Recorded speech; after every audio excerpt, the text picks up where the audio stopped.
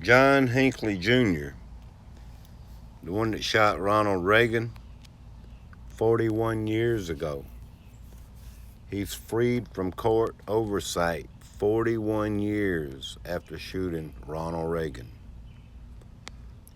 John Hinkley Jr., who shot and wounded President Ronald Reagan in 1981, was freed from court oversight Wednesday. That's today. Concluding decades of supervision by legal and mental health professionals. After 41 years and 2 months and 15 days. What does these numbers mean?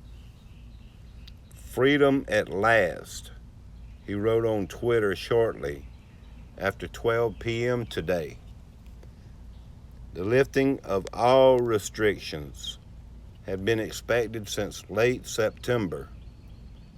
U.S. District Court Judge Paul Friedman in Washington said he'd free Hinkley on June 15 if he continued to remain mentally stable in the community in Virginia, where he has lived since 2016.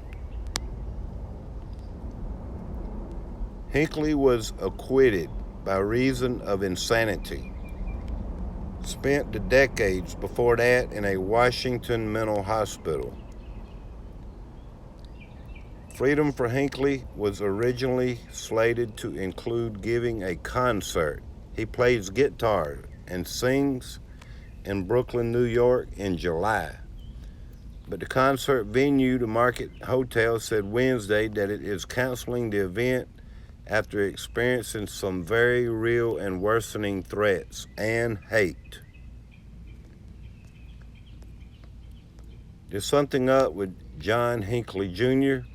Here's where he shot Ronald Reagan. A federal judge approved the unconditional release of John Hinkley Jr. Remember, he's the man who shot and wounded President Ronald Reagan and 3 others in 1981. Hinkley was found not guilty by reason of insanity and then confined to a mental facility for decades. The judge said Hinkley could be freed from all restrictions. That's as soon as next year.